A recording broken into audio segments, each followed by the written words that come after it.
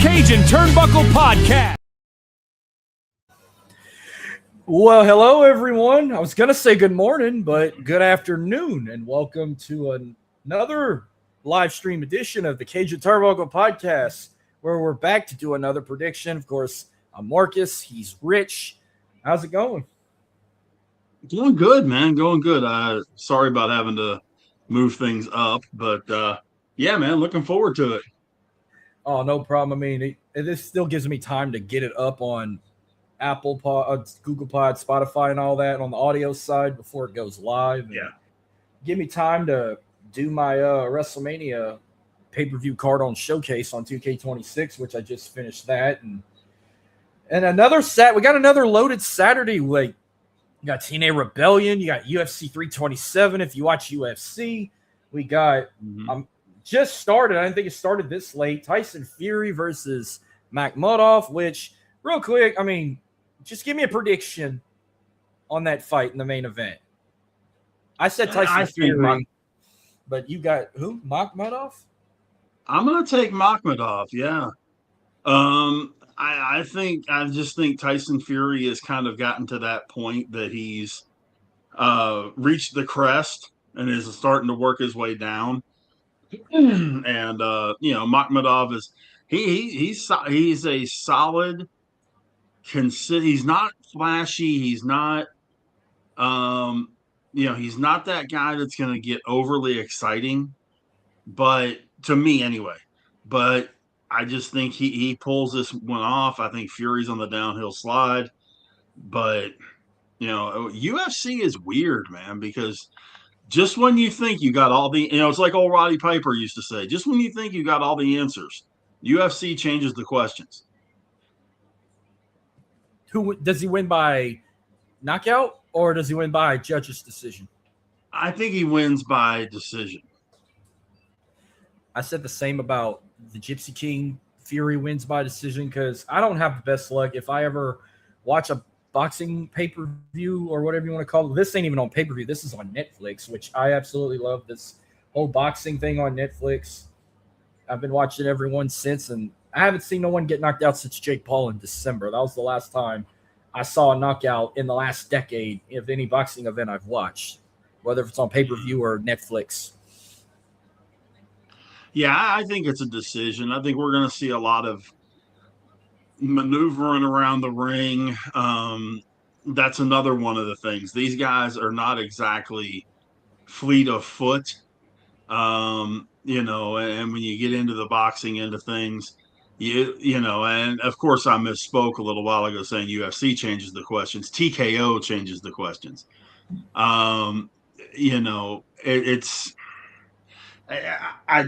The heavyweights, I don't know about you, man. I know you're a boxing guy.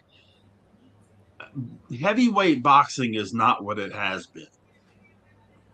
Nope. In any way, shape. It just doesn't seem like they're as athletic as they used to be. Or am I off base somewhere?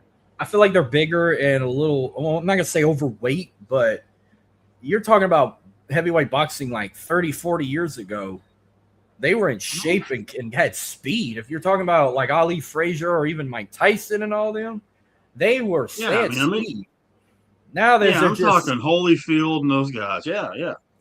Now it's like if the Big Show was a boxer, but he was a super heavyweight. But I digress. Well, honestly, that's what I thought when Tyson Fury first started doing what he was doing. Was basically he was boxing's version of the Big Show. Because, I mean, he's what, 6'8"? 6'8", 6'7", 6'8"? I don't think he's like 280 or something. I thought he went close to 300, but I could be wrong. But I remember Tyson Fury once had a WWE run. I remember he fought Braun Strowman there in Saudi Arabia. Man, I was trying to forget that. Now you brought it back into my mind. Come on. I'm sorry. What are you doing? I'm sorry. Now, that was one of those matches that you just wish would have never happened. Kind of like that Punjabi prison match with Khali and Randy Orton. So he's 6'9". I don't see a weight. All they show is his reach is 85 inches. I don't see a weight. It's like Google it. I bet my life he's 275, 280 at minimum. I don't know if he's pushing 3. I don't know if he's 3. But he's in the ballpark. You're close. 267 pounds. Oh, wow. That's lighter than what I thought. Okay. Oh, he's about almost 268, 267.9. So you can just say 268. Yeah. Yeah. See, I always thought that, even with a quote heavyweight division, when you had the guys like you were saying, like Tyson and, even Muhammad Ali and George Foreman and Michael Moore and Evander Holyfield and guys like that, those guys were fighting at like 235, 240. I think Tyson actually fought at like 220, 225. And they were, yes, they were heavyweights, but they were fast. They had good movement, good fluid movement. It just seems like these guys now are lumbering. What the heck? The Russian brothers, and you'll think of the name in a minute. It's like Korolenko or Korchenko or something like that. Oh. Oh shoot, that's gonna drive me nuts the rest of the show. But those guys, he was a much bigger. They were like a year apart or something like that. But they were big lumbering guys. It just didn't look right. And that's what I'm thinking with this Tyson Fury fight. Yeah. And then, I don't know if you're big on UFC. They kind of changed that card a bit. They were supposed to have 2 title fights tonight, but one of the champions suffered an injury, and they rescheduled his fight for next month. So we're just getting 1 title fight, which I made my prediction there, but that ain't going to be until like late this evening after TNA Rebellion. But I'm sure you keep up with UFC a little bit. A little. Not as much as I used to, but a little. By the way, that name was Klitschko. Vladimir Klitschko. Oh, wow. Okay, now that ring a bell. It just hit me. But yeah, I follow UFC a little bit, not as much as I used to.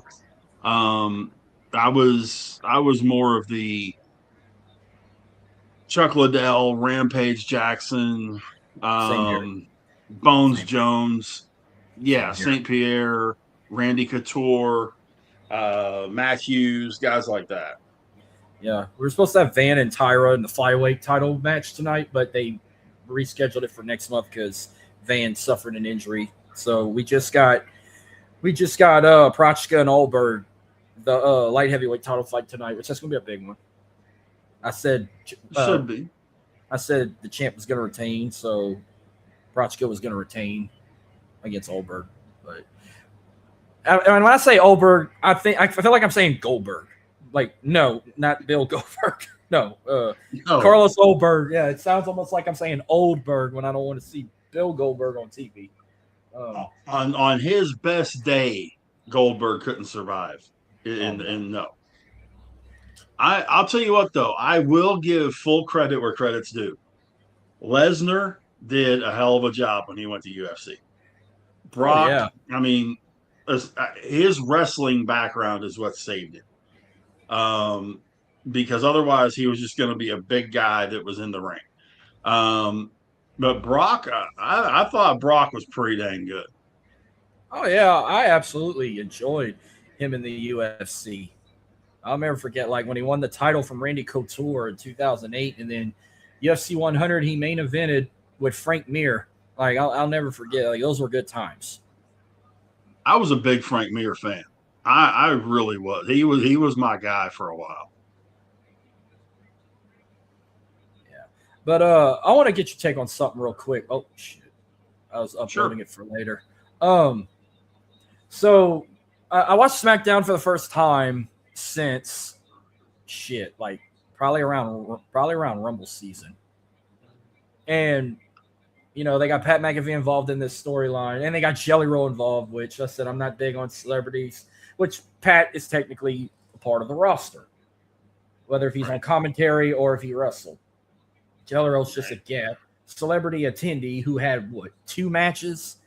Lost the tag at SummerSlam, and supposedly he had a match with Kit Wilson on SmackDown I didn't know about because I didn't watch that SmackDown, but they said he was going to drop a big bombshell, and the bombshell was that from that moment till after Monday Night Raw this coming Monday, tickets for WrestleMania Night 1 will be 25% off courtesy of Dodge Ram. And I remember we were talking about this, and you said that don't make no sense. What about the ones that already bought tickets? What about the ones that for Sunday? I mean, I'll let you take this one first. Well, first off, I'm sorry that's 3 hours you're never going to get back. It was absolutely insane.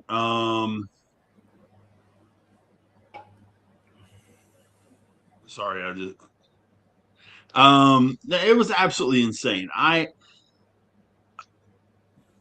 When he did it, I just kind of went, oh, okay.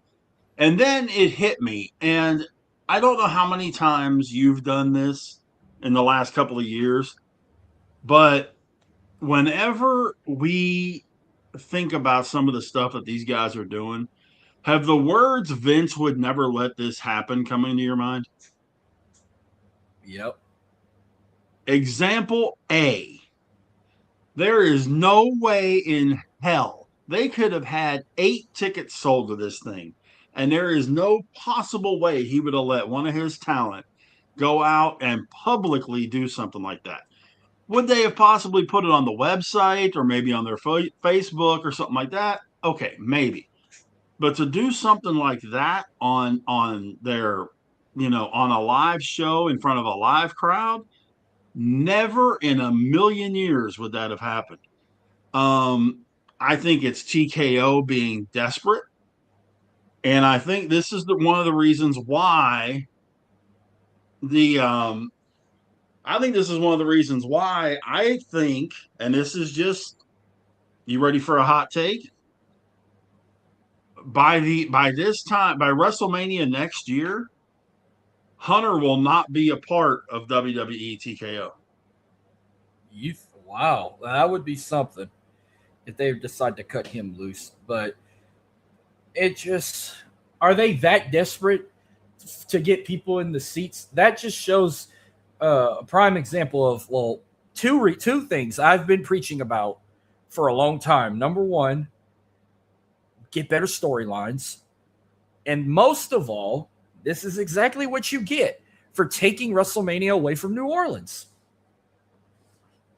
Well, and you, of course, have, a little bit of a lot of an underlying factor for that. I'm sure you would like to dress up like Danhausen and go up to the TKO offices and go, "You are cussed."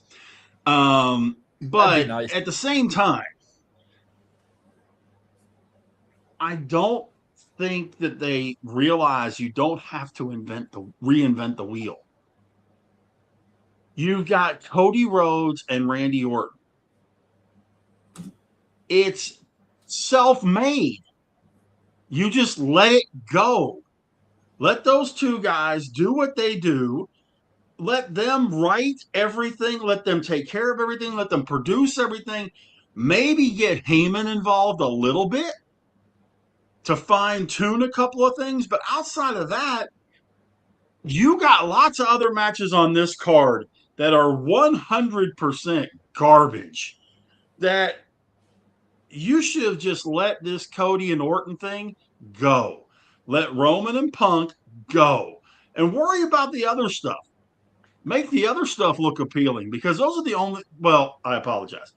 Outside of one other match, those are the only 2 matches that people give a crap about on WrestleMania this year. The other one being Obafemi and Brock Lesnar.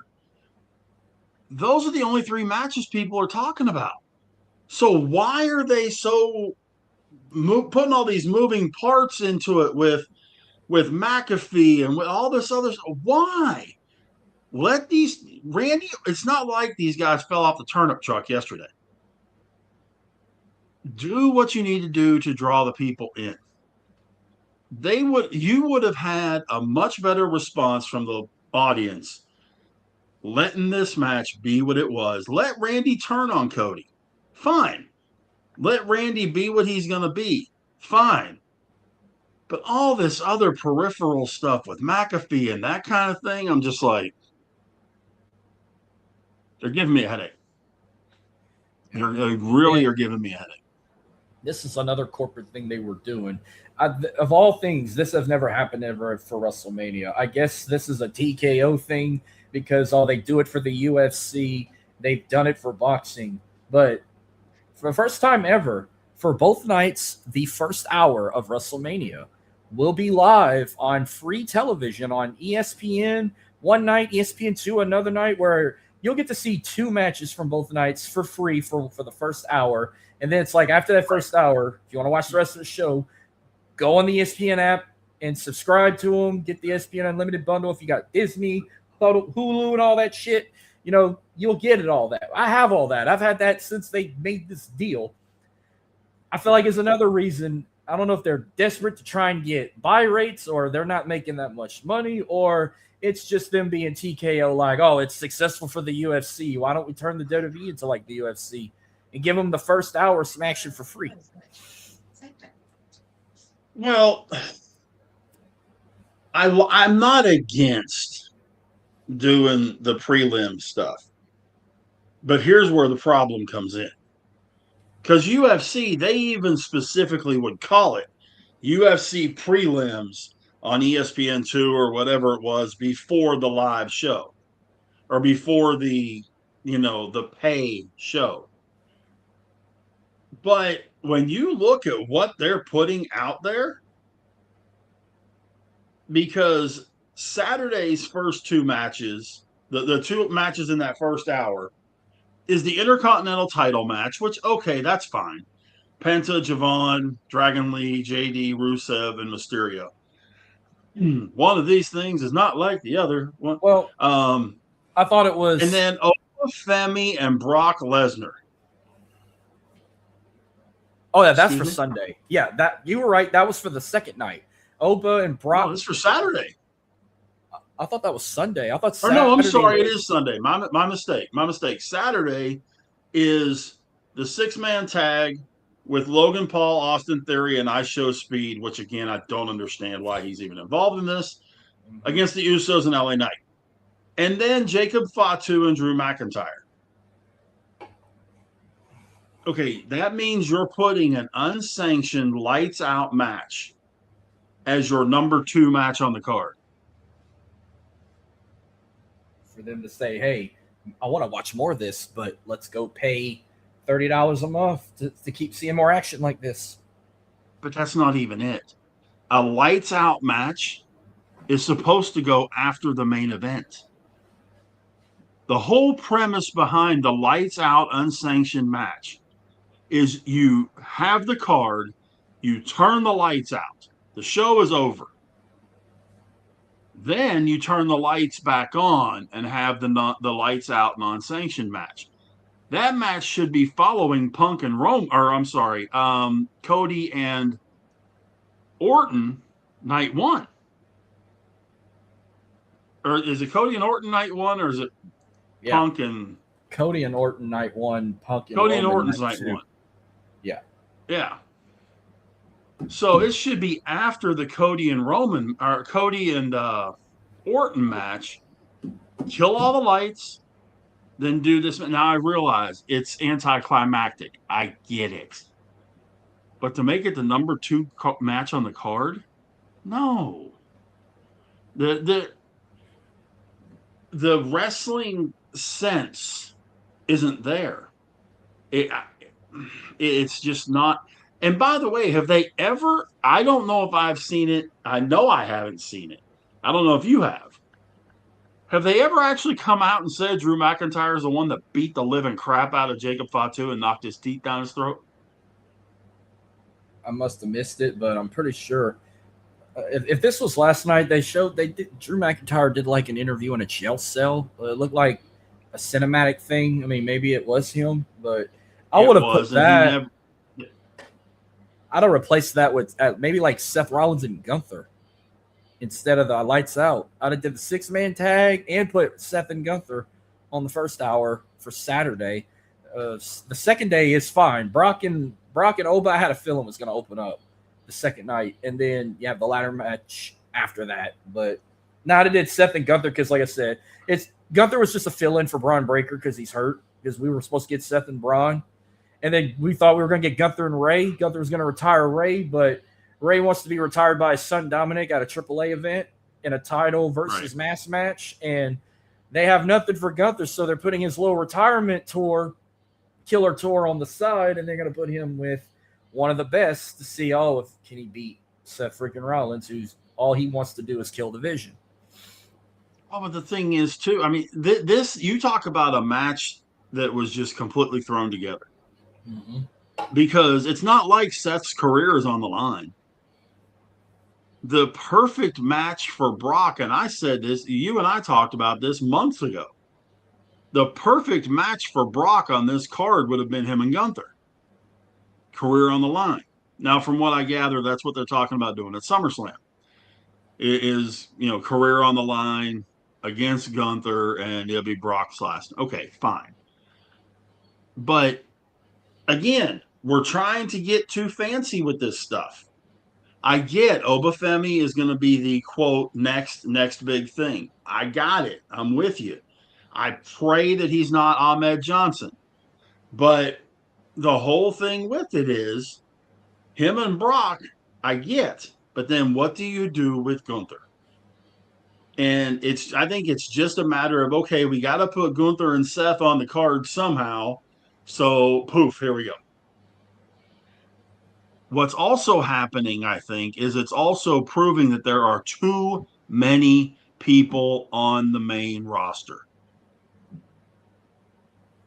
There are way too many people. I mean, when you have people like Asuka, like Tiffany Stratton, who was in the main event, one of the main events last year, Io Sky, Carmelo Hayes, Ilya Dragunov, your tag team champions are not on WrestleMania.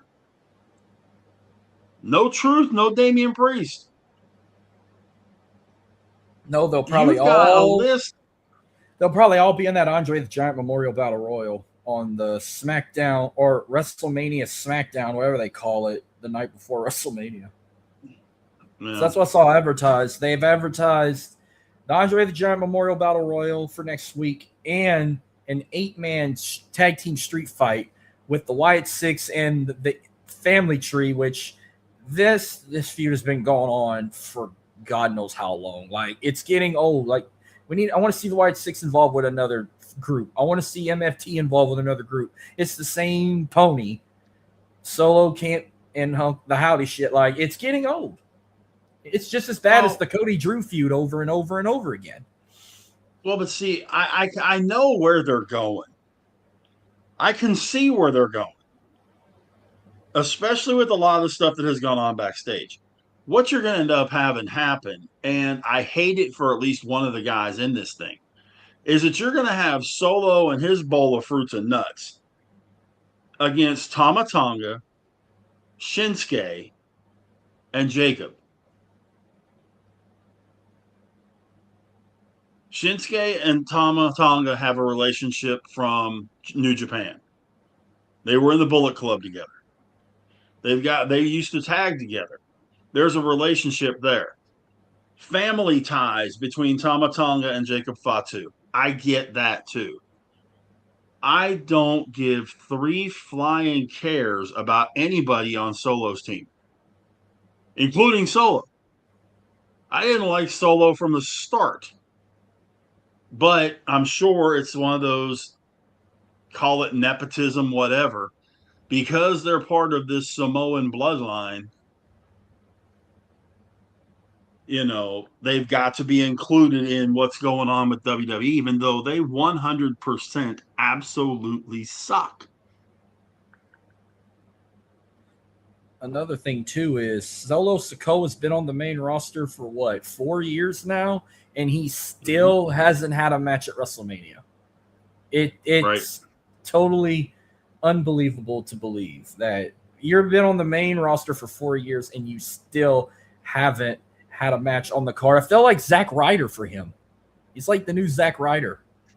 You know how long it took him to get on an actual WrestleMania match? Like 8 years.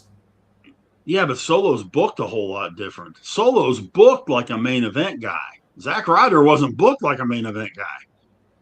If Zack Ryder was booked the way Solo is, Matt Cardona would have been, he would have had that IC title long before he won it. And probably would have had a tremendous rivalry with The Miz for a lot of years. I still think they fumbled the ball on that one. But nothing that the bloodline does, because I don't even consider Roman and the Usos the bloodline anymore. Nothing that the bloodline does right now interests me at all. The Wyatt Six never did, even when Bray was around. Respected Bray for his creativity and all that kind of stuff. And I respect that Bo Dallas is trying to keep Bray's memory alive. I get it. I fully understand. But again, it's not good. It's not good. This is stuff that could be buried on NXT. Let these guys deal with those dark side morons and go from there and bury them down there. There's just too many people that are either really good that they're fighting to get a spot, or they're really good and just not going to be there. Until last night or until Monday, where was LA Knight going to be? Probably in that Battle Royal. Right. He wasn't going to be on the WrestleMania card. One of the most popular guys in the company, and he wouldn't have been on the card. So he gets thrown into this bogus six-man with, again, like you were just saying a little while ago, another celebrity that nobody gives 5 cents worth of a crap about. You can put lipstick on a pig. Doesn't make it a fashion model. A lot of celebrities today basically involves social media, and compared to name any celebrity from 10, 20 years ago that was involved in WrestleMania. Just name me one. Drew Carey. Well, he was in the Rumble. He wasn't at WrestleMania. That's right. He was in the Rumble. How about How about Megadeth? Megadeth was involved in Mania? Not Megadeth, Motorhead. I'm sorry. Motorhead. Okay. You'll say Motorhead because they did a live concert performance twice for Triple H, playing him to the ring.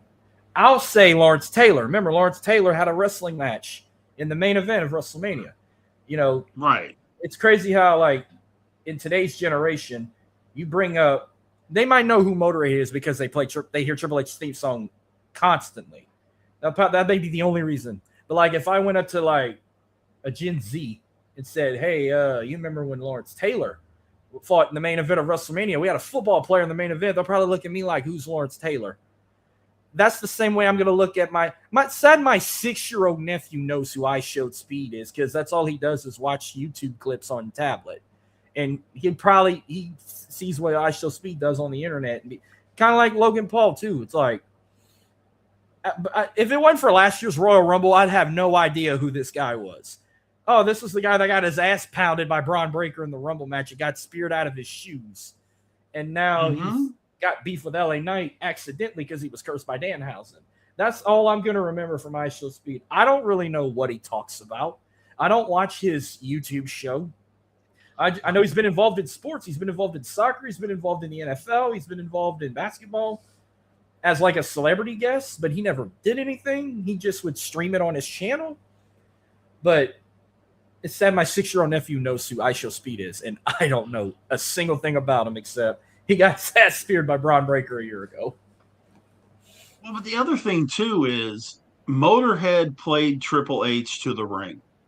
They didn't get in the ring. Lemmy was not in a match.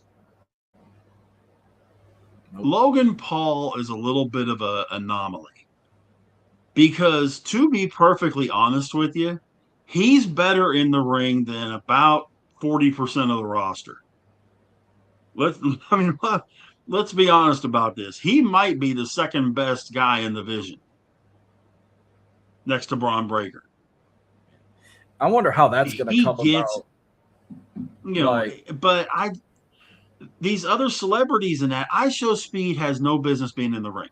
Bad Bunny has no business being in the ring.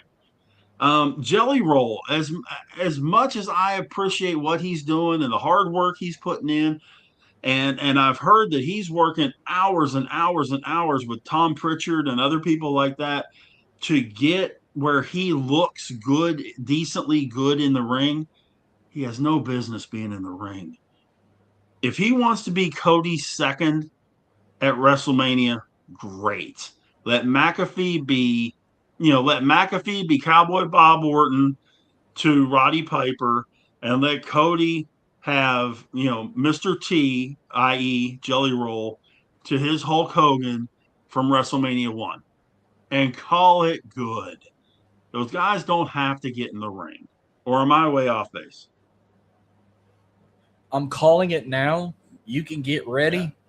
We're going to get a tag match probably at Backlash. We're probably going to get Cody and Jelly Roll versus Randy Orton and Pat McAfee. I'm calling it now. It's going to be like Bash at the Beach 98 all over again with DDP and Karl Malone against Hogan and Rodman. I'm calling it. It might main event or it might co-main event, but it's going to happen in Tampa next month at Backlash. I'm calling it now. I can't disagree with you. I agree with you 100%. I don't want to see it happen, but I can't disagree with you. But who will win? I guess it depends on the outcome of WrestleMania, because if Orton wins the title, they'll probably put Cody and Jelly to win. But if Cody shockingly retains, then of course you'll have the heels win the tag match. So it's going to be role reverse with however the outcome is for here. We'll get into that when we do our WrestleMania predictions next week, but I got a real hard time seeing Cody winning. Yeah. But that's all I got WWE related. Before we get to some TNA predictions, one thing TNA I want to share, since TNA actually revealed their entire remaining schedule for 2026. They revealed it right here.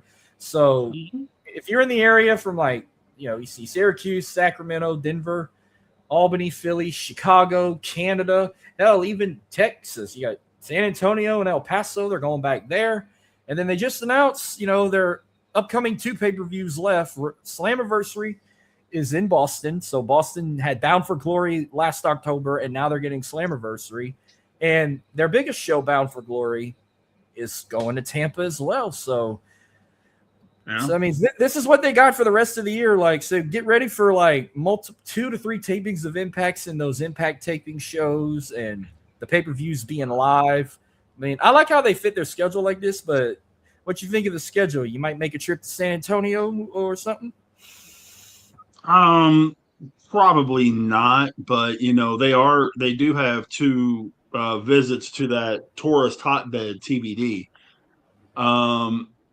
Which, I mean, I'm sure that's just going to take a little bit of time for them to fill it in. I like the fact that they're going to these markets and not hitting the major venue in that market.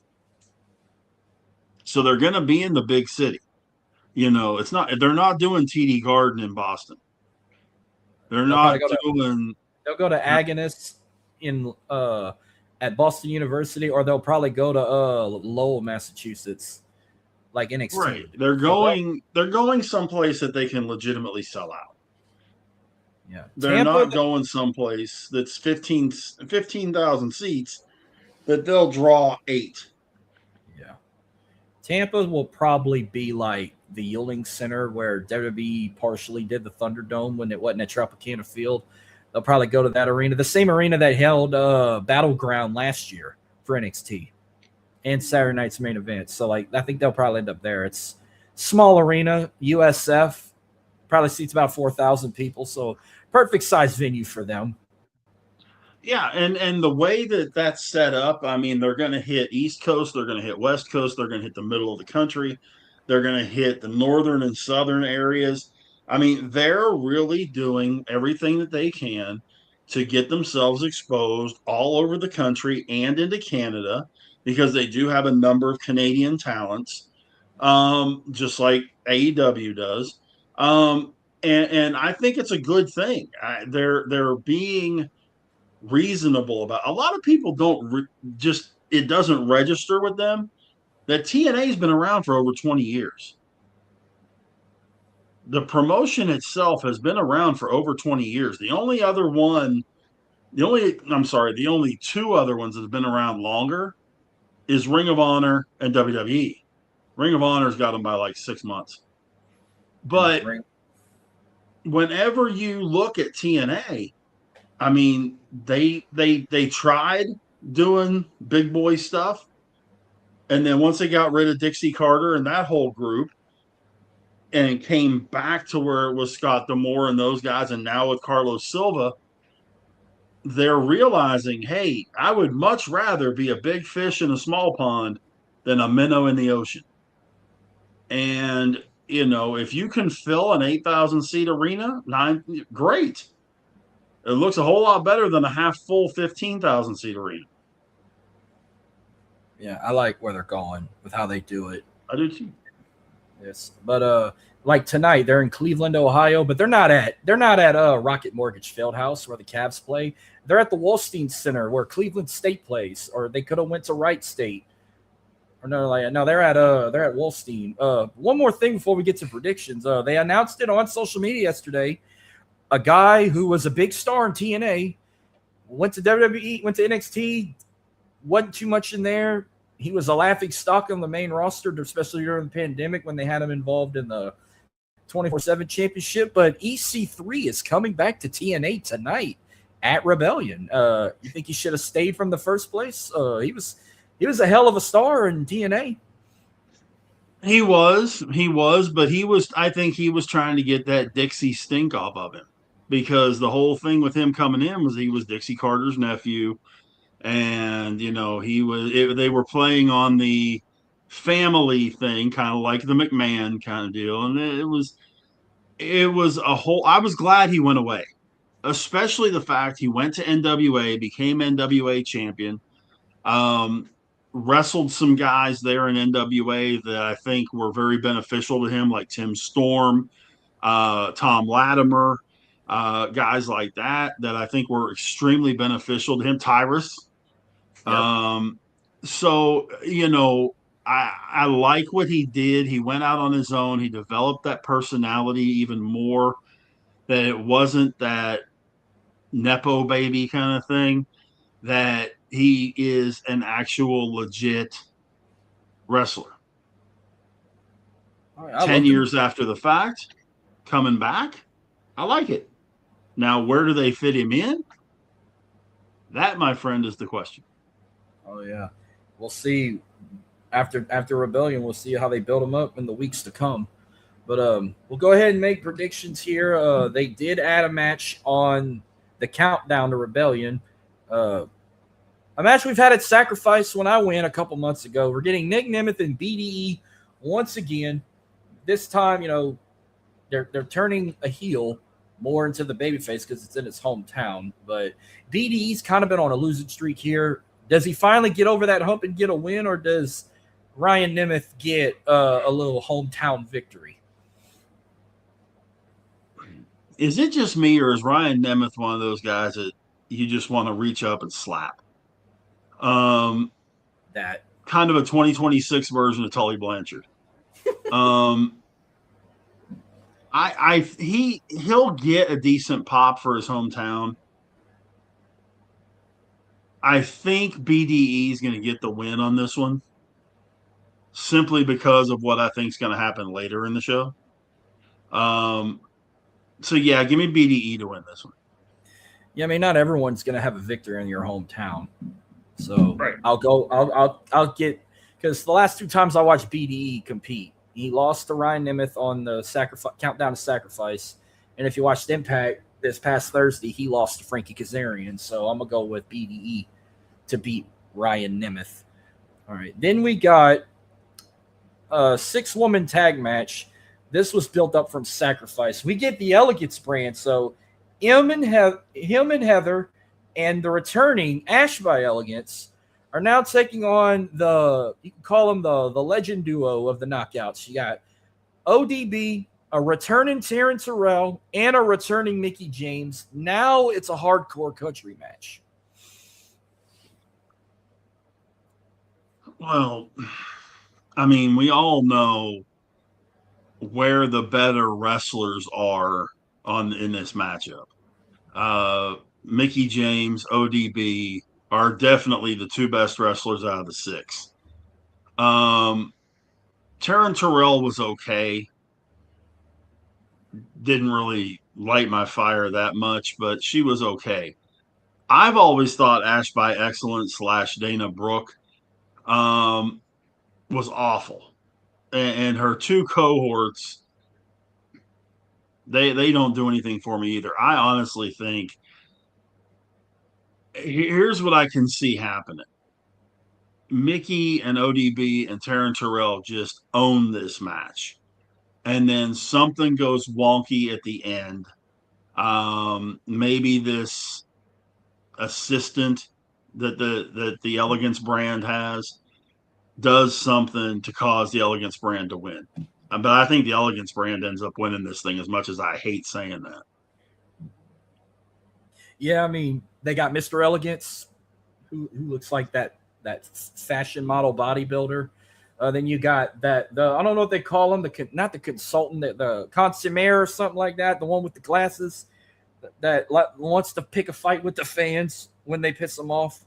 But I don't know, like, you were Mickie James' first match in TNA in I don't know how many years. I can't see her lose her first one back. Plus, it's a match named after her theme song, Hardcore Country. So I'm going to go with the Knockout Legends here. I'm going to go with Mickie, ODB, and Taryn Terrell, who all 3 are former Knockouts champions too. I hope you're right. I just see something wonky happening. You could be right. Then we go from this storyline here from Moose trying to take out every member of the system. Now he's going into a battle with the Mustafa Ali faction, Order 4. He's taking on Special Agent Zero 1-on-1.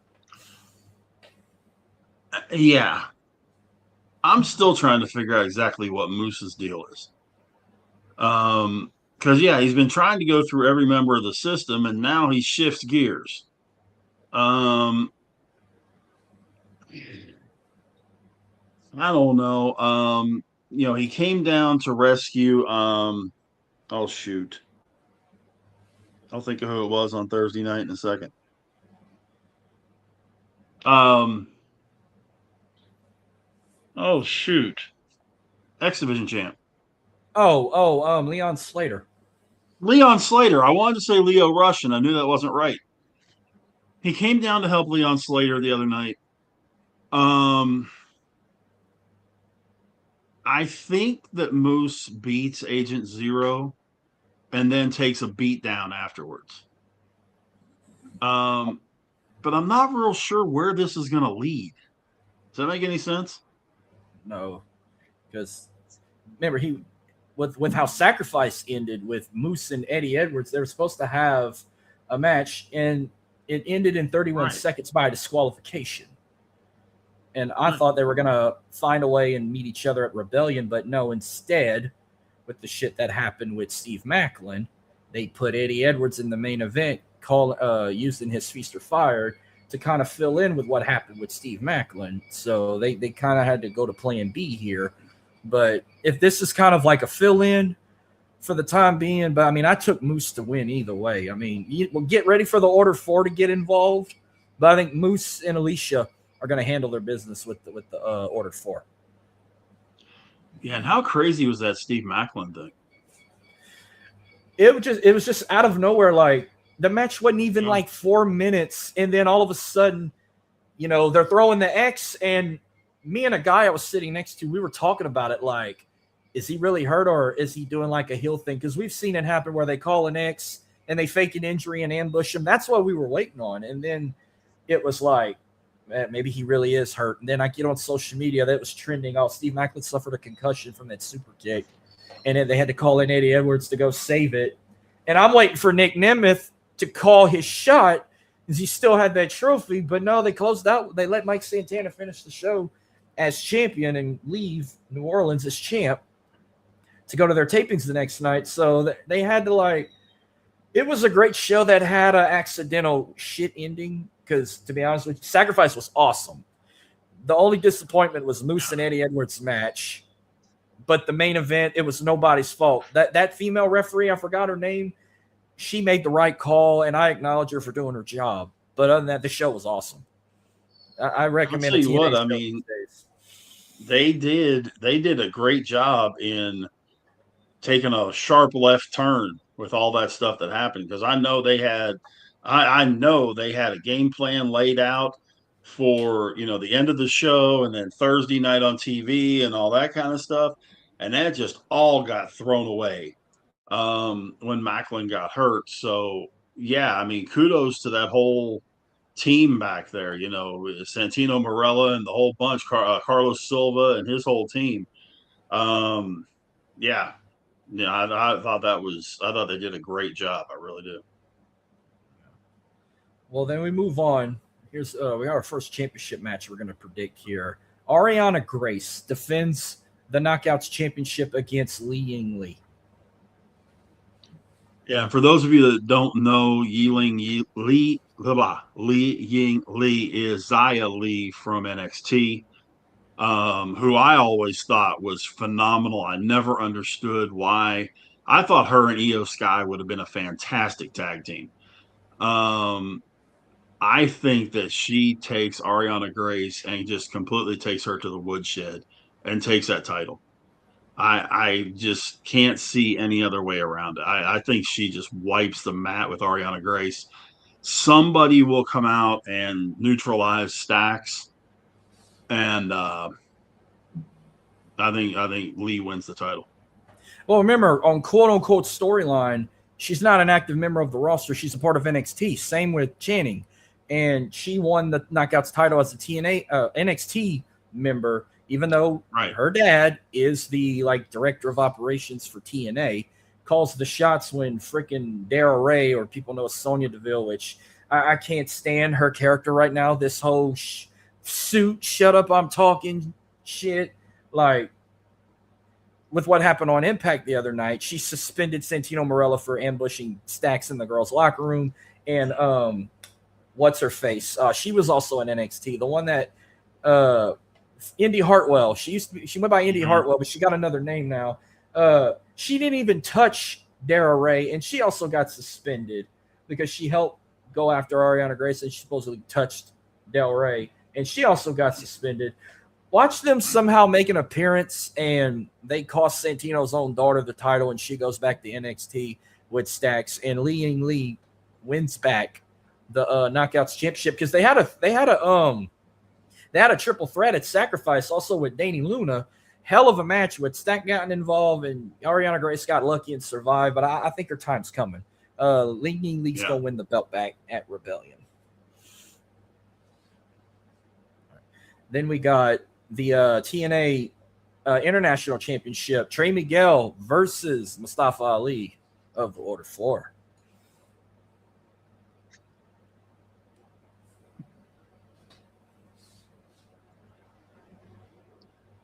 I hesitate because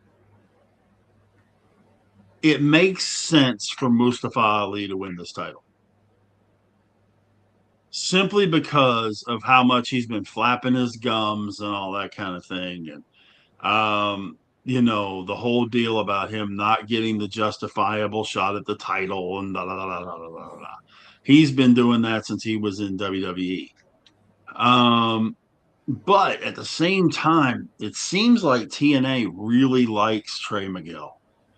And yeah, he doesn't have the Radicals or near him anymore. But I'm going to go Mustafa Ali in this one. something wonky is going to happen. I don't think he wins clean.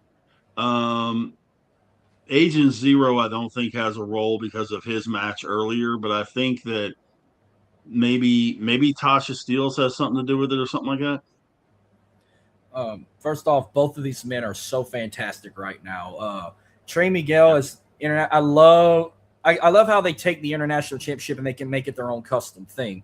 Like when it debuted as a baby blue strap, when Steve Macklin had it, or I don't remember who else have had it, but when Trey Miguel won it back at No Surrender, he made it into like this bright lime green strap, which it suits Trey Miguel. Like it's an awesome belt. And flowers to Ali finally having his place in TNA. He's also a former X Division champion. He found his calling. He's got his own faction. I love this Order 4 thing. Mustafa Ali looks pretty badass with short hair too. I mean, he looked like a young Chicago Seth Rollins when he had the long hair, but he looks good with short hair. But this goes I back. didn't think about that, but you're right. This goes back to Sacrifice when they had, in my opinion, the match of the night. It was a mixed tag with Trey Miguel and Jada Stone versus Mustafa Ali and Tasha Steelz. That was the match of the night. And shouts to Jada Stone for taking it like a champ, taking the beatdowns from Ali, the 450 splash at the end when Miguel he wasn't handcuffed to the ring rope. I think he was zip tied.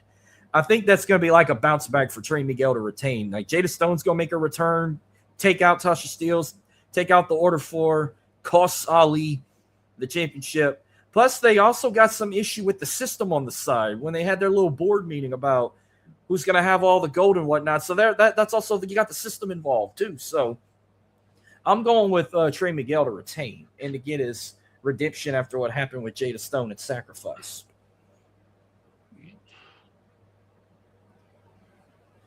And then we got one of three title matches that involves the system. First, we got the TNA World Tag Team Championships.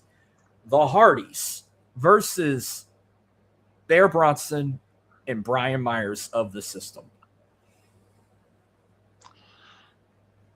Yeah.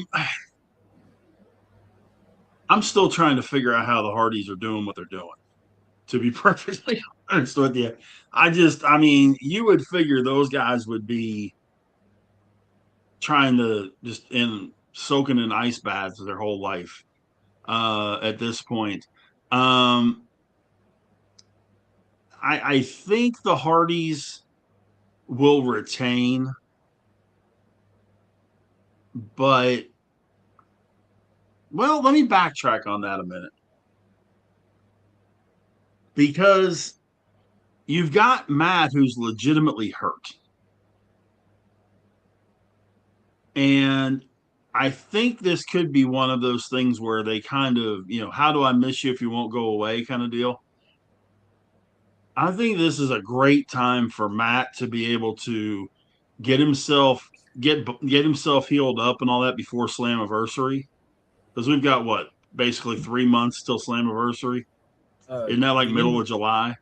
End of June. They put it back in June. End of June. So Okay. June. So about 3 months. June 28th, I think, is Slam. Yeah, June 28th. Yeah. Slammiversary. Give me the system to win this one. Just simply because of that. I think that the Hardys, they've been going pretty constant for quite a while, and I think they're going to want to be at their best as they can be for Slammiversary. So give me the system to win this one. Well, I don't want to spoil too much of the show, but I feel like this could be the night of the system, number one. And the Hardys, I feel like, are also on a retirement tour of their own. I think they're trying to have one last run themselves for 2026. And right now, I feel like if any team should retire the Hardys, whether if they take the belts from them or not, it's got to be the Righteous. I love this storyline with the right. When Vincent and Dutch in Ring of Honor was a great thing.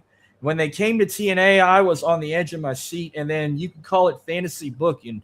At Sacrifice, I got to see two of my favorites from both teams team up, even if it was all a setup. I got to see Jeff Hardy and Vincent team up against Cedric Alexander and Brian Myers, when we knew all along it was the Righteous that ambushed Matt Hardy. But it was nice to see Vincent and Jeff snapping fingers together, doing that, face paint and whatnot. I think that's the best team to retire the Hardys is the Righteous. But I got the System winning the tag team titles too.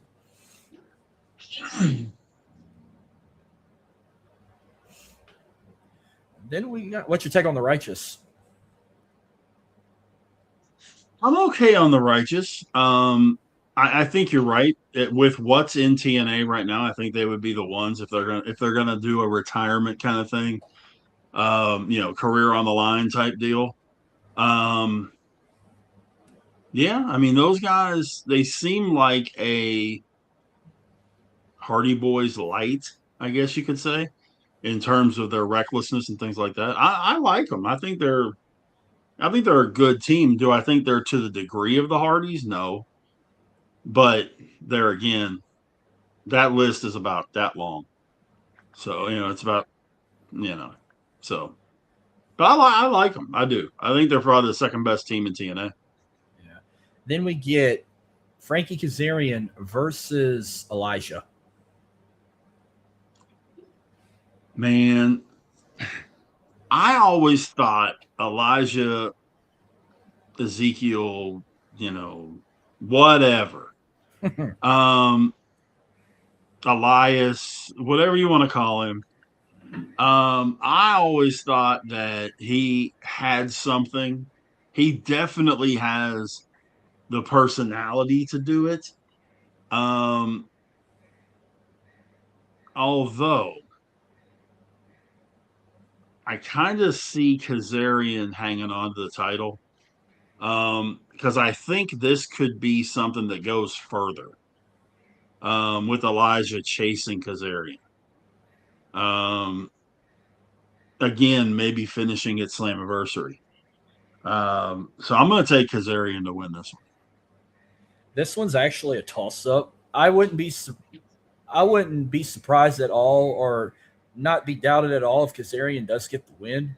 Now, if you want to go back to Sacrifice, there was a tag match. Frankie Kazarian and AJ Francis defeated Elijah and the hometown man, Cody Deaner, in a tag match. When that happened, Frankie Kazarian broke Elijah's guitar on the steel steps.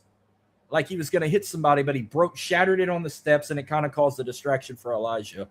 So if they're building just for that moment, then Elijah probably would win. But I wouldn't be surprised at all if Kazarian gets this. I'm sure a lot of people are riding on Kazarian, but if it's because of that guitar getting broken, I'm going with Elijah.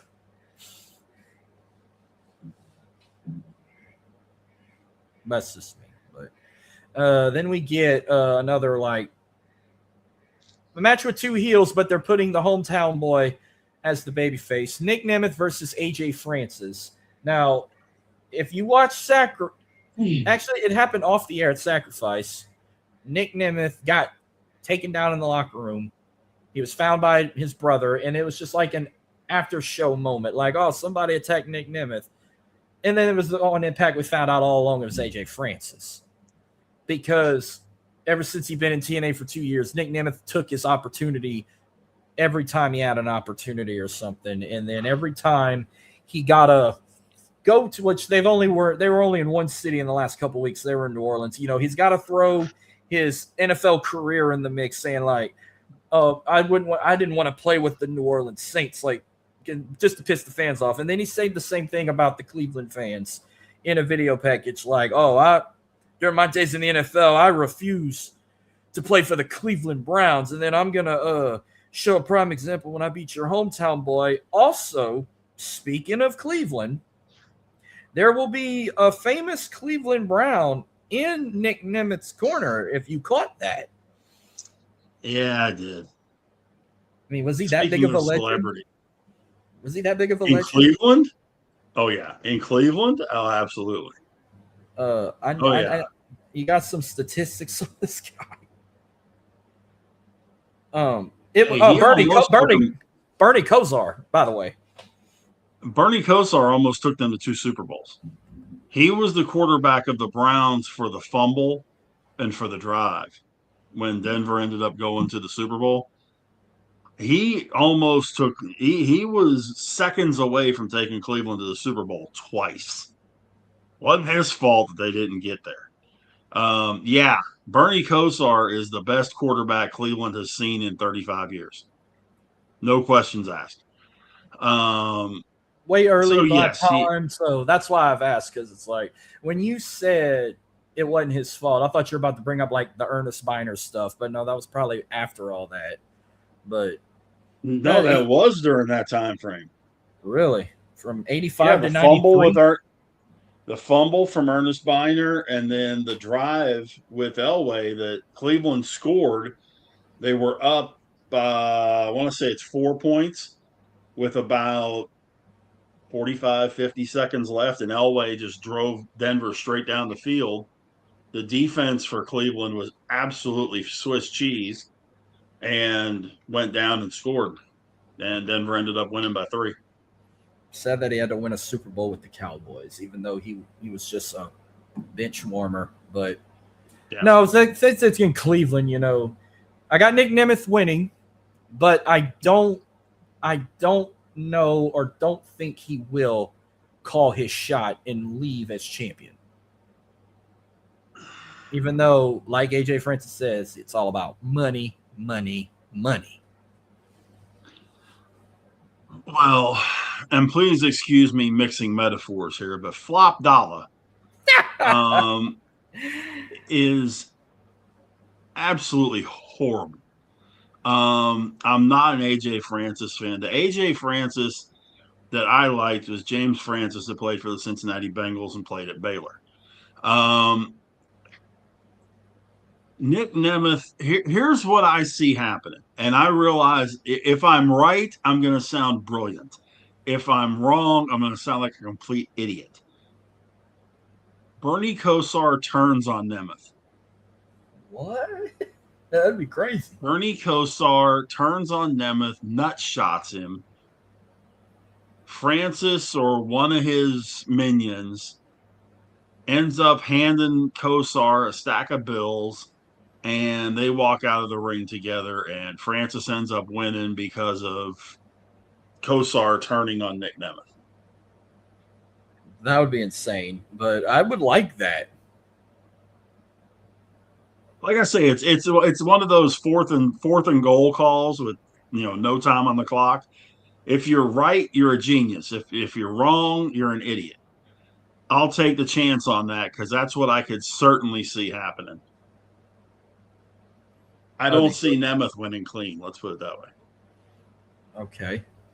All right. Then we got the TNA X Division Championship, Leon Slater versus Cedric Alexander of the System.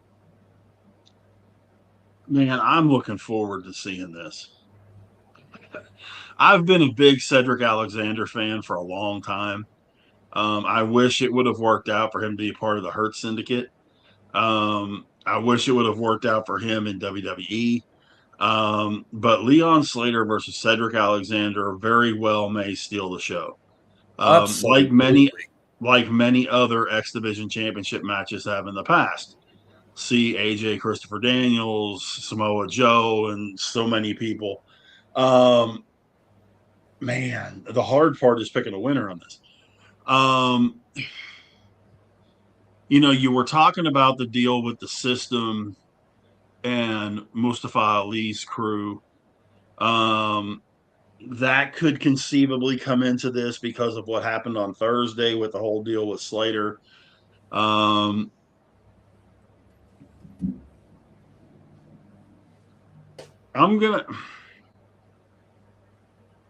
don't know if they would do this on a pay-per-view or not.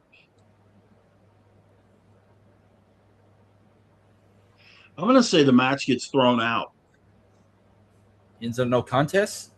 It's a no contest because Cedric's going to, a member of Ali's crew is going to do something, which is going to cause the System to come down, which is going to cause the rest of Ali's crew to come down, which is going to end up causing Moose to come down to back up Slater like he did the other night.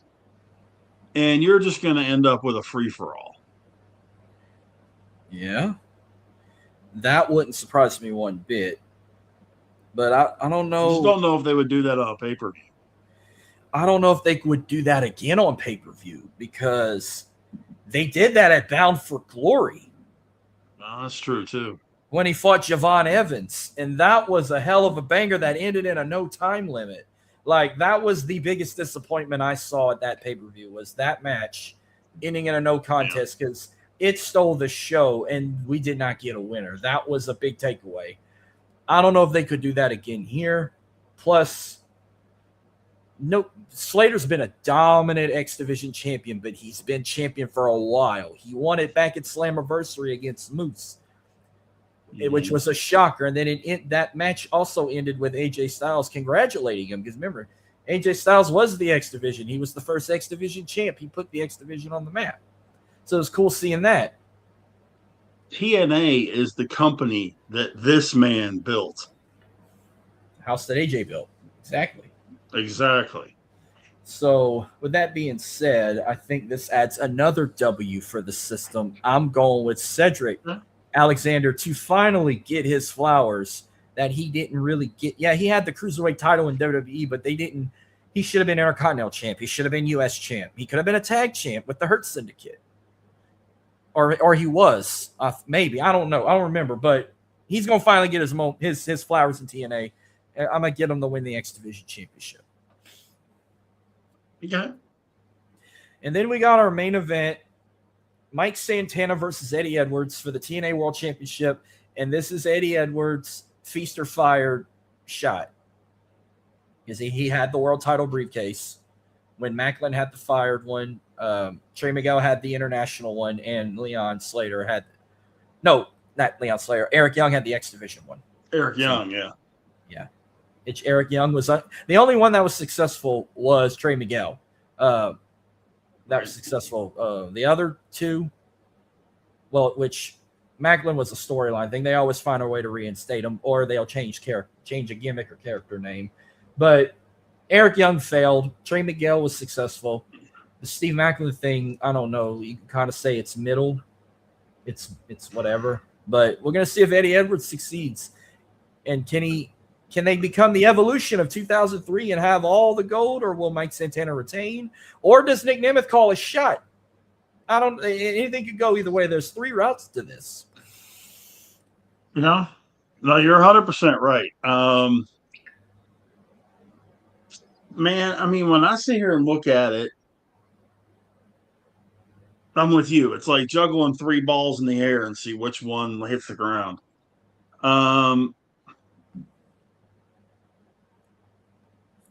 I don't think that they want to have Santana with 2 ultra short reigns. You know, because that first one he had was only a couple of weeks. He only has had the belt for about a month this time. He won this one. He won this reign when TNA premiered on AMC days before Genesis, and he won the title. So he's been champion since January. Well, since January, okay. So it's been a couple of months. But time flies when you're having fun, right? Exactly. I don't see Edwards winning. That being said, man, do they make Santana a big enough deal that he could not only beat Eddie Edwards, but have Nemeth cash in and Santana beat him too?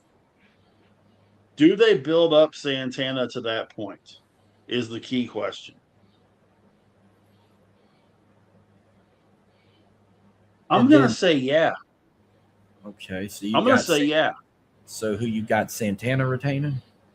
I've got Santana retaining. Nemeth cashes in. And Santana beats Nemeth. Okay. The only thing I don't know is I've been hearing about how his contract's fixing to come up, which I'm pretty sure they're going to work something out to renegotiate, because the way he cuts them promos, like he could have made a lot of money somewhere else. He's made a lot of money in AEW when he was in the Inner Circle. but his career didn't go the way he wanted in AEW. I see he has probably no interest in going to WWE, especially NXT. Like you said, he wants to be that large fish in a small pond. So like TNA is his home. So they can do a lot with him, and I believe he will re-sign. He will get a new contract, and he's going to stick around for quite a while. But it's a toss-up. Like, they keep him carrying the company on his back, or like the system been preaching for weeks, will they have all the gold after Rebellion? Because it could possibly happen. But I was provoking for weeks that Eddie Edwards would win the title, but the fact that it just happened out of left field for 2 weeks, just a 2-week buildup, I just can't see him taking it just yet. So I'll have Santana retain, but whether if it's like at Under Siege or Slammiversary, which will be in his hometown of Boston, by Slammiversary, I can see Eddie Edwards as champion, and then the system will have all the gold. Okay. So I got Santana retaining also. But that will do it for today's live stream. So remember, next week, it's the big one. We will predict WrestleMania 42 Saturday and Sunday with what, 12 matches to predict from 2 different nights. We might focus on that. I'm not going to throw nothing else in there. We'll just predict 12 matches and get it over with. But I'm looking forward to it. There's more than that, I think. You got 3, 4, 5, 6, there's 7 on Saturday. 3, 4, 5, 6, there's 13. 13 matches total. Okay. 13. Yeah, because I think they added the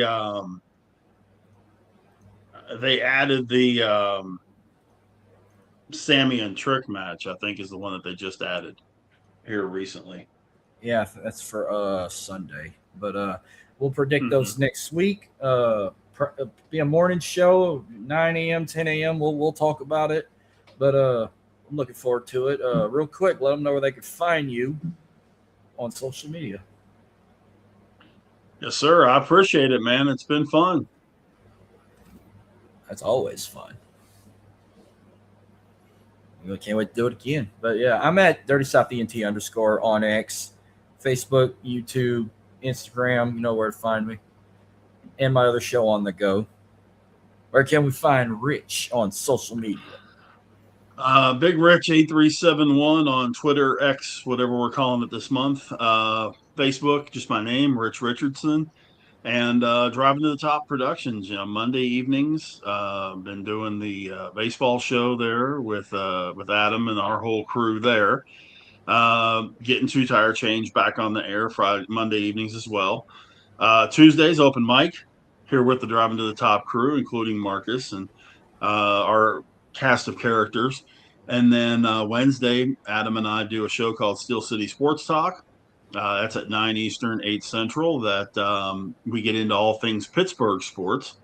Had a lot of good things to talk about, and of course, we've got the draft coming to Pittsburgh here in just 2 weeks, so lots to talk about there as well.